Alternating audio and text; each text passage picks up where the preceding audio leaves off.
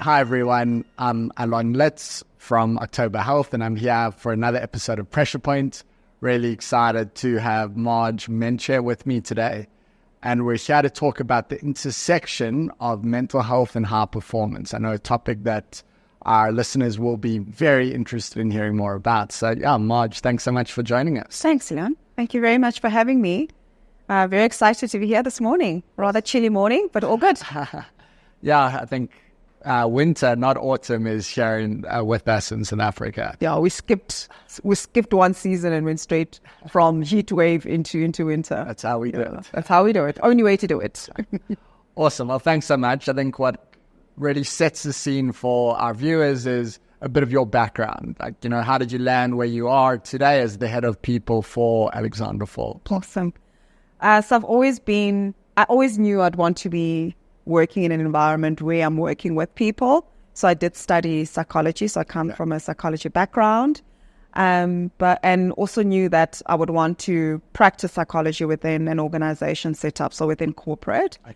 And that's how I landed an internship program at MultiChoice many, many moons ago. That's where I started my HC career. I'm very fortunate to have also done so in the rest of Africa market. So I was based in South Africa, but I actually worked in rest of Africa. Sure. So that's where I brushed up my generalist human capital skills. And then I moved from the MultiChoice DSTV industry into professional services because I thought, okay, I've done the fun stuff because, MultiChoice and entertainment it was fun. Yeah, sure. No. It was fun. So I wanted to be more corporatized, I thought at the time. And that was what then my move to Bowman's, which is a law firm. Quite interesting experience. Enjoyed working with attorneys. I can describe attorneys as prima donnas. It works so well because I'm a prima donna myself. So I fit it in so perfectly in that environment. Yeah, I really did. And it was quite great experience for me because I got to work with amazing attorneys. In fact, I still work with amazing attorneys at the moment. So now I'm a client to Bowman's. The tables have turned. And then from Bowman's, I then did a stint in patent trademark attorney firm. That's in Pretoria. And from there, I moved to Alex Forbes, and that's my home at the moment. Okay, awesome. Yeah. So I think Alex Forbes, one of the premier brands in South Africa, on the continent generally. To make that happen, I mean, you need to attract the best people. Yeah. You need to have a culture that does deliver high performance. Yes. So I guess, how do you go about doing that? And I think there's maybe a bit of a nuance, and maybe we take a step back before we get into that. And there's something which feels like a distant memory at this point, but 2020 COVID lockdowns. Yeah. And that was quite a shift in the Alex Forbes day to day. So maybe 100%. Speak to life prior to that, and then what happened, and we can go forward from there. Sure. So life prior to 2020, reset. In office, you saw your colleagues on the daily. You had the opportunity for water cooler conversations, whether they're good or bad. Gossip of the day, you got it at the water cooler stations, at the coffee stations. So that was really life pre-COVID, which is really a distant memory. Just also in how colleagues engaged with one another and related with one another in office pre-2020. That has significantly changed. Reset, then we are now post-2020. So everyone was in office, and then suddenly no one was in office, including like the receptionist was not in office. There's been a gradual move to bring some of the core operations, such as call center and obviously switchboard and receptionist, back into the building. But the majority of us were still working fully remote, and loving it, may I say. Yeah. And I know I speak on behalf of a lot of people. We have had to adjust to working remotely. At some point, we actually used to call it new ways of working because it was such a phenomenon at the time. Had it been an actual practical thing that it is very possible for you to work Monday to Friday from your home. Yes. Pre-COVID, you would do that if you were not feeling well. Yeah. Then you would say, tomorrow, I'm not coming in, but I'll have my laptop with me. I'm going to work from home. It moved from that to actually, I have to announce that I'm coming into the building because now that's become unusual. Yes. So that's where we are. It's been a big shift. And I think It's been a drastic shift. I think something we spoke about earlier, I think why does it work? I think one, there is a foundation of trust between teams, between managers and employees, leadership and the broader organization. Mm-hmm. A culture of accountability as well. And ultimately, I think strong communication. But how do you get these things right? I mean, all of that sounds easy. Correct. But they're not. It's probably easier said than done. So how do you get that mix right? I'll be honest, initially, we were all over the show. I think everyone was all over the show. When I say everyone, from line leaders to colleagues to individuals, from the most senior person to the most junior person, we were all figuring it out together. But the best thing about it is we were all figuring it out together. So you could rely on other people when you're feeling a little bit lost. So it's an important piece there, and vulnerability. Very, very important piece there. So I do think what did work is the fact that holding each other accountable. So not only from a performance contracting perspective, but the only way we could continue to exist and work in remote setting is when each and every individual is accountable for what they need to deliver on. At the same token, it's also about ensuring that the culture, that the in-office culture that had been developed and that everybody had been accustomed to knowing, the ways of working when you are physically in office, had to evolve to now we don't get to have the water cooler conversations at a particular physical location. So how do we continue to sustain that culture of engagement, that culture of being high performing when we hardly get to physically see each other? So that's where accountability plays a big role. And that role is everybody's responsibility. So there's no one single person that could say, I don't need to be accountable, because then it impacts the greater community. Where line leaders themselves have had to work the hardest is on sustaining the culture that had already been established pre-COVID. So how do you continue to ensure that people are engaged, they are involved in activities that are taking place? So if we're having like a wellness day, do we do those remotely? Can you run a wellness day remotely? The answer is possibly yes, but probably not the greatest idea. Not that. So yeah, you'd want people to come together and be in one sort of setup, and then you can run all of the activities that you want from a wellness perspective. So it was about identifying what are going to be those activities that will require everyone to be in that one office location specifically. So that's where management has had to work a little bit harder on getting to grapple with how do we sustain the culture that we had set while we were all working in office? How do we continue to sustain it now that we're hardly in office? Some teams are in office twice a week, once a month.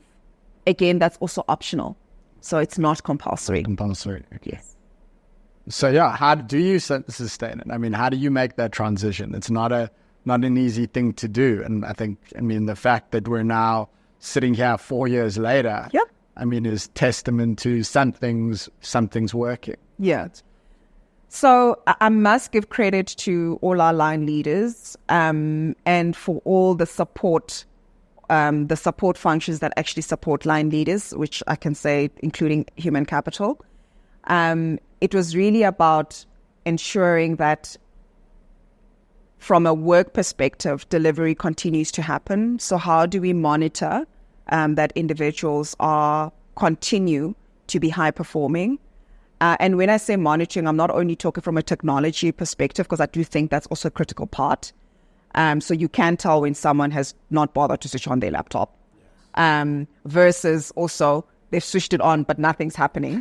So very, very interesting dynamics that we've all have had to have an overnight brush up course on, because I don't think any person who wanted to be a line leader imagined that this is the environment we'd be operating in. And the fact that you are going to be managing your teams in very different locations. Just by the way, on the location conversation, some people did make the choice to actually move provinces. Okay.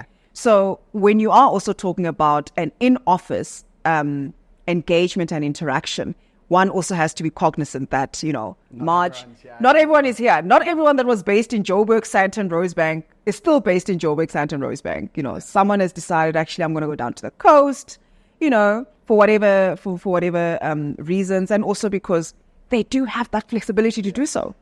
And that's the amazing thing that came out of, post 2020, holding each other accountable, talking to the type of culture that Alex Forbes enforces, that flexibility, that working on the trust, because I think trust relationship is something that you consciously keep having to work on. Because there will be instances where you are let down, but it's also about how you handle those instances where there has possibly been a breach in the trust relationship. So in a nutshell, I'm basically saying when colleagues have not performed at their required standard, we've also had to have, processes of how do we deal with that, and what do we do when we do see instances of non-performance, given that we've given everyone all this flexibility. Yeah. I guess with great trust, right? With that trust comes responsibility on the individual side. So how do you measure that output? How do you measure performance of individuals? Very key to the performance discussion, especially in a high performance environment, is how you contract with individuals. So managing individuals from an output perspective, as opposed to time worked perspective. And the reason why I'm making the two distinctions, and I'll be honest, we've also had to work through it to get to this level of appreciation and understanding that, you measure more the output than the time spent. Again, talking to time spent, technology can assist you to see if someone is perhaps not online that should have been online, or someone has not bothered to switch on their laptop. The focus on the performance contract itself is to say, this is how we build our trust relationship. You are committing to the following deliverables, and at the end of the financial year, this is how you're going to be measured based on whether or not you've achieved those deliverables. So that's where the contracting phase is quite key in how you actually measure. You're measuring for output and not time spent. And at the end of the day, that's what matters, right? I think in terms of how an individual chooses to manage their own time. Yeah. I mean, you're giving them the ability to take ownership of that. And 100%. That in itself is so powerful. Yeah. Because that empowers the individual. And obviously that doesn't, to your earlier point, doesn't necessarily mean everyone will appreciate that opportunity and make the most of it. Yeah. But hopefully those high performers do. Yeah. I do want to just warn on the concept of, high performance and managing output and not time-based. You can easily be at the risk of a new phenomenon that I've established, which is performance punishment. When you operate in a high-performing environment, everyone wants to do their best. Everyone appreciates that they've been afforded all of this flexibility. I can work from anywhere. I'm in Rosebank this morning, and then I'm going to head to the office. So I'm going to work in the office for a few hours, and then I'm most likely going to commit to go to the gym for an hour, and then I'm going to continue working from home for the rest of the afternoon and possibly into the evening. That's now what a typical day now looks like. So I start in one place and I'm going to end the day in another place. It's very possible and very likely that that's applicable to all of our colleagues. Now, where performance punishment comes in is high performing also means healthy competition amongst each other. So no one person wants to have that discussion around lack of trust because delivery didn't happen when it was supposed to happen. Where performance punishment comes in is because of this high drive and energy and this, high performing culture phenomenon that has been created, that has become the order of the day. The high performing individuals, or the consistent high performing individuals, what do we do with those individuals? We give them more. Because of the flexibility, they're putting in more hours, they're putting in more effort, and you're seeing the output. And when you're seeing the output, you naturally give more. Yeah. So I just wanted to caution around that to say, great to have that culture, but just be mindful that you don't fall in the trap of the negative, which is then you are actually punishing individuals that are persistently and consistently the high performers. Yeah, so I think that's a great point, and it touches on the subject of the intersection between mental health and high performance. And how do you, what is the right balance, right? Like, because to your point, the natural thing is if someone is doing well and they're delivering, to give them more things to do well and to deliver more. But you might, you run the risk there that you're pushing the person who's, at a very high level of performance, pushing themselves very hard and able to maintain that. And then all of a sudden you're pushing them further. Yeah. And that might just be a little bit too far. Yeah. So how do you get that balance right? The importance is to create that awareness internally. And I think the critical first point of contact in creating that awareness is with the leadership team. To be mindful that they don't fall through the trap of, performance punishing individuals for having delivered, and then more gets added. I also appreciate that I'm working in an environment at Alex Forbes where mental health and well-being is not only talked about, but there are certainly initiatives and there's a concerted effort to ensure that leaders are looking after, or rather are cognizant of, individuals' mental health and well-being. So through having, for example, services of an EAP program, through having a team, because I'm part of that team. So I am the head of wellness from a group perspective. And I fully appreciate what my role is. My role is to support and assist, because we're not expecting managers to have, or line leaders, I prefer the phrase line leaders, to have the know-all of what to do in circumstances where they may have pushed someone a little bit too far, with demanding performance and having high expectations of performance. And equally also supporting individuals that may be struggling in it. So, I do feel privileged to work in an environment that is conscious about it, and an environment that also goes out to seek professionals to assist and step in when assistance is required. We do run wellness and well-being sessions, expanding through a variety of topics. One of the interesting topics is interesting to me because I never thought one would be engaging about it from a work perspective. One of the interesting topics that we've had to cover is around parenting.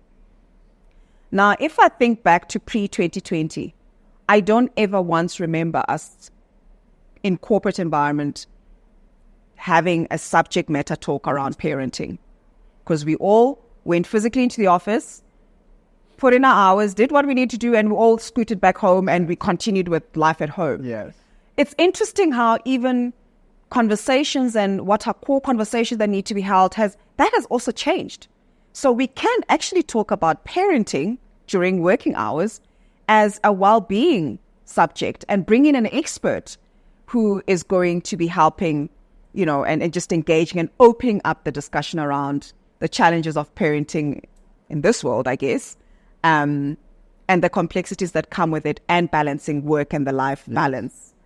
So I find that as a very big fundamental change, because that's certainly not a topic that I don't ever remember having to have in an in-person, face-to-face office setting. Well, I think it goes to the point that you made or alluded to around like this merging between, you know, work life and personal life, and those boundaries maybe not being as clear as they were before, because it was very different, right? Yeah. There was the office, and that's where you worked, and there was home, and that's where you mostly, obviously there were exceptions, but mostly where you kind of dealt with your personal life. But now in a remote environment, that's not the case. Yeah. Now the line is so blurred that you actually can't afford to have that line. Let me put it that way. You actually cannot. It doesn't exist. Yeah. If you want it to exist, it's existing in your mind. It actually doesn't exist. So, but what's important from a well-being perspective and the coaching and mentoring provided to line leaders is how individuals themselves, you know, show up at work. So when there's a Teams call, or it's the 1 month in office in day session that's taking place. So the importance of how people show up in their home life, how that can also impact how people will show up in their work life. So have had the greatest of appreciation through remote working that we can't afford that line. That line doesn't exist. And that, people, whether they're living and working from home setting, they also are professionals at the end of the day, and they can't disconnect from the one role into the other. Yes. Yeah. So you've spoken a lot about, I think, empowering line leaders to be better leaders, right? And to connect with their teams. I mean, practically, how do you do that in a remote environment? How do you you've got to be deliberate about it, because to your earlier point, it doesn't happen at the water cooler. Yeah. It's got to happen in a very structured, very intentional way. So how do you create that culture or that discipline for teams? So, and again, I'm focusing on line leaders, and I'm by no means removing the responsibility from individuals. But I have seen how once you get an initiative right at, from the leadership perspective, and how that cascades quickly to the rest of colleagues. So that's why I'm mostly focusing on the work that had been done from a leadership development perspective, because it's only the team members that actually benefited from all of that. It was critical. If I remember 2020, 2021, I have never in my life have had to put together so many toolkits. Like, I'm literally saying that. Like, it was like toolkit for this and a toolkit for that, because leaders had to develop new skills that were never taught by any business school. I mean, when COVID happened, no one taught us that's how things were going to transpire. So that also meant even leaders had to adapt new skills. And the most critical skill that leaders needed to brush up on, so you would not be deemed a good leader if interpersonal relationships and soft skills didn't come out. So yes, you must have the MBA degree. Yes, if that's what you want. Yes, you must have, I work in environment specialists. Alex Forbes, a lot of specialists. And you can also imagine with that, you've got specialists that you make line leaders, right? So good individual contributors that have kind of just grown through the ranks. They've grown through the ranks. And half the time the mistake we make is we take specialists and we force them into a leadership role, and all they really want to do is just be the best specialist. Yeah. So, and now you say you've got 20 people reporting into you. And now what do? Yeah. All they're doing is managing, or they feel like they're just managing the 20 people and not actually doing their first love, which is actually being the specialist. So one must be careful about that as well.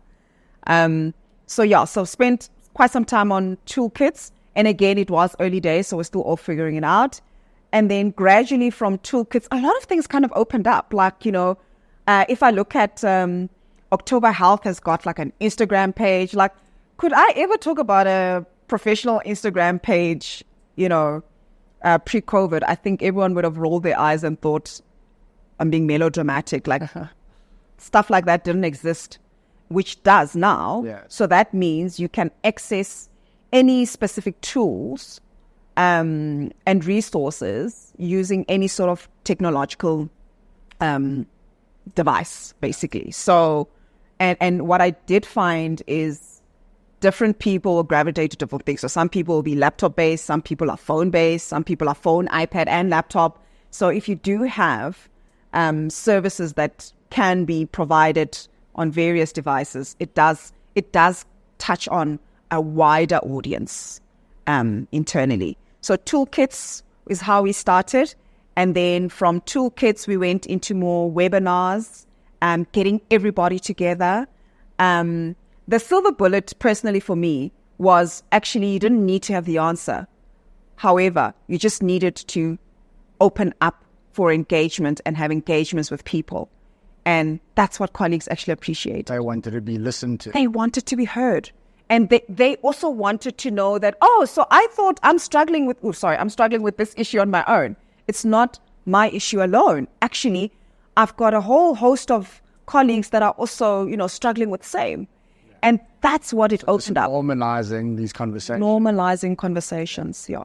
Normalizing that you're struggling with your teenager at home, and you need to show up in a particular way at home, and then 20 minutes later, you need to be on Teams, happy face, where are we on this deliverable? So really just helping colleagues navigate and continue to navigate through it. I don't think we're at the end. I still believe that we're all still learning from lessons we learned from COVID, and also just how dynamics have changed. Yeah, I think the most important kind of takeaway for me from that is just the power of communication, right? Whether it's in these group settings that you're facilitating through webinars or other channels, or just that one-on-one conversation between line leaders and their team. Direct reports. Yeah. So you did touch on the communication. Communication has become so important, but also how the communication is done is even more critical. So we communicate via Teams, but also important to communicate in person. So seeing people. So we have like town halls. So a town hall is just a meeting of all colleagues downstairs. Okay, so people come into the office. Come into the office. Okay. You come in ready for your, town hall is happening. You come in for town hall. What has been interesting to observe with the town hall. So town halls we will talk about everything but business. So you'll get a team that's playing games. It looks silly on the stage, in the auditorium. It looks silly, but it's so much fun because everybody's laughing in the room. And colleagues drove to the office for that. So it also shows you that it is a recipe that is working. Otherwise, people would be a no-show. So we did establish the forum of town halls. So town halls is a departmental sort of meeting on a quarterly basis. So everyone comes together. What has been interesting of the town halls is then there's also sort of spin-off initiatives. So while town hall and the arranging of town hall was a leadership sort of initiative. So it's an initiative that came from leadership to say, how do we continue to safeguard this culture of high performance and engaged individuals? How do we safeguard against it when we're now working remotely and people have moved provinces, et cetera, et cetera? So that's how town hall was established. And coming from a leadership perspective. Now, the spin-off from a colleague's perspective is then you get two departments playing a soccer match after town hall on that particular in-office day. So even colleagues have taken ownership of this. We are in office together. So what can we do that is creative and fun? Because we're all going to be in the building anyway. Yes. So I think it's a sign of a healthy culture where it's happening organically, right? Like the employees are not just waiting to be told by their line leaders or the broader leadership team that they need to do things, they actually want to do those things to build that fun. Yeah. And you see the energy, it's an evolving energy. So, it was quite exciting to see how individuals took it upon themselves, and now it's this department playing a soccer match against that department, and then the rest of us, for example, myself, I'm not going to play soccer, so I'm going to be a cheerleader. So I'm going to be cheering somewhere in the background. So it really is a meeting of minds. Not just about the team. No, it's not just about the players, because it can be the players that commit to playing, right? But it's really about, that's a new water cooler or water cooler discussion or avenue, right? Because now we're actually seeing each other. So if I want to catch up with you, I know I'm going to either catch you at town hall. If I don't, I'm going to catch you at the match later on in the evening. So that being driven by colleagues and individuals, where the leadership team have stepped in is to support the individuals by kitting them out. So we've got a kit. And for some of us that are cheerleaders, we've got pom-poms in the corporate colors, because that's always important. So it's a branding exercise. It's a branding exercise out of nowhere. Yeah. So that's how... So much pride about the organization. Absolutely. Also supported with drinks afterwards. It's like the small little things that really go a long way in fostering and enabling this culture of high performing. We work hard, we play hard. So it's really been that important that EXCO members have come, like the senior leadership team came to party and without being asked, issued a soccer kit, issued a kit for cheerleaders, an open tab, and an open bar, an open bar afterwards so individuals can enjoy a drink after that hectic soccer match. Yeah, I think such a healthy sign of an engaged culture if employees are taking initiative to create those moments to connect outside of, compulsive work. Corporate events. And outside of, I may have been asked to come into the office, but an extension of being asked, I'm actually willingly doing it. And I'm going to play sports afterwards. The interesting thing about the last soccer match is, which was last year, so I didn't get to join this first one because I was not feeling too well, is we started seeing ex-colleagues coming back. Oh, really? Yes. Okay. So we literally, so it was like an alumni event. Absolutely. We started seeing ex-colleagues, so people who had left, coming to just come and watch the soccer, which is actually amazing. So I didn't see last month's one because I wasn't there, but it was quite interesting to in fact, I remember jokingly saying to Anne, who's the CEO of investments, saying to her, let's take a picture of all the ex-employees who have left and then send it to EXCO to show, you see, they still love us, Clearly doing something right. But again, it's that culture of camaraderie and, wanting to bring fun into what we do. We're high performing and acknowledging the high performance and also, making sure that we are looking after people's mental well-being. So I do think it extends to the mental well-being part. That's why individuals will want to play a game of soccer. Yeah, right. It shows, and we do brand ourselves as a caring organization. And that's where the support functions are critical to hold us to that statement that we are indeed a caring organization, and with mental well-being and health being at the core and center of looking after people and ensuring that we're able to sustain this high-performance culture. No, and there's a balance, right? It's not just about work and objectives and strategy. There's, space within that work environment to have fun and connect. 100%. Very, very important. That you're ensuring that people are also having fun and people can still engage with each other outside of, work deliverables.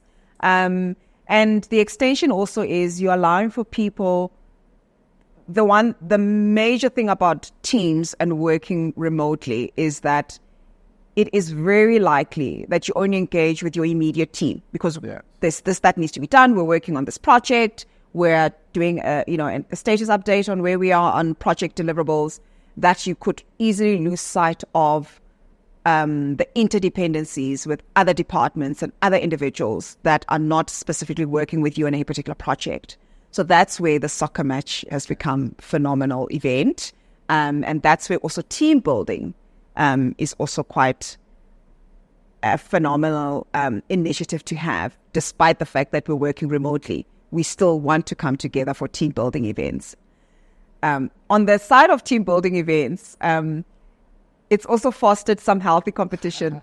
Teams, I'm rolling my eyes as I'm saying this because teams actually do compete about, which team was more exciting or did an exciting activity. And people, I guess, A types can compete on anything. I think that's what happens with a high performance culture. You have to be compete on anything and everything, So team buildings are also, another opportunity to bring groups of individuals together. So you give line managers the budget, line leaders the budget, 100%. and they create these moments for the team. 100%. And that's very important. I mean, with high performance comes the responsibility of making sure that you're looking after people's, well-being and mental state. So it's really been quite interesting how things have evolved in that front, and how having fun has also been core to being a high-performance environment. Yeah. I think it's easy to lose sight of giving those moments to recognize and have fun and really just celebrate as a team. 100%. As we kind of draw to an end, I think something which, we haven't spoken about in the context of remote is new joiners. Right? Obviously, if you've been part of the organization for a long time, you've got those relationships. But if you're a new joiner and you don't know all the faces, you don't know all the personalities, how do you kind of manage that transition? How do you manage that onboarding for new joiners?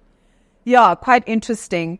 And I do find it a little bit of a challenge to speak about, in the sense that, to your point, I'm going for my 6th year. So I've been in the business, I've got my relationships. But for someone who's new and I'm trying to speak on their behalf, it can be intimidating to start building a rapport and relationship with people you don't see. Yeah. So one of the critical and simple things we've done is to ensure that when people are onboarded, so we obviously have induction, orientation, the usual, that you do pair them up with someone who's obviously been longer in the business, possibly from the same team, because you want that individual to literally be their buddy. So when they are in office meetings, when they are town hall sessions, that person's responsibility is to then put the face to the names on a lot of colleagues.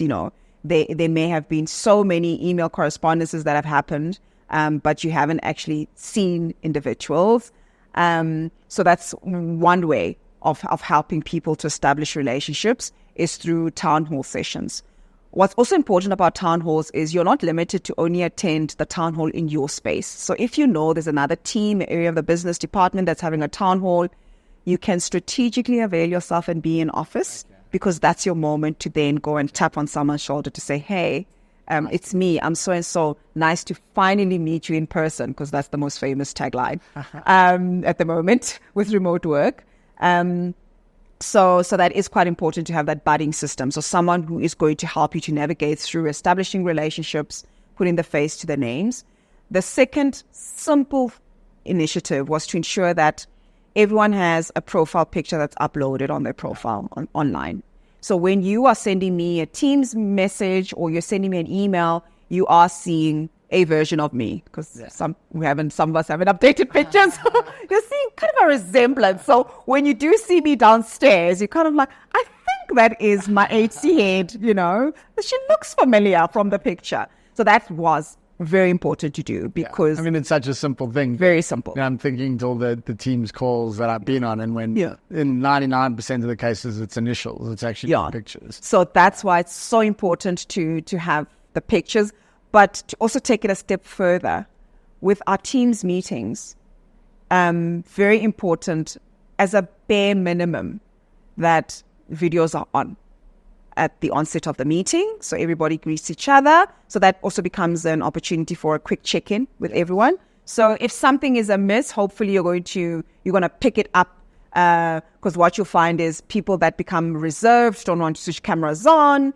It is a great signal to the line manager to do a check-in, just to be sure. There may not be anything to it, but just make sure that there's nothing to it. So very important that, videos are on at the onset of meetings. And then, of course, bandwidth issues, we understand. Then you start to see people switch off cameras if they are experiencing connectivity issues. But the whole practice of having videos on is quite instrumental, because we do work remotely. Yes. And it's working very well. It is a signal when people are not switching on their cameras, barring that maybe they are legitimately having connectivity issues. But in general sense, once you start seeing a pattern that this one individual habitually has got connectivity issues when there's a team meeting, then it is a signal to the line manager to just check. Yes.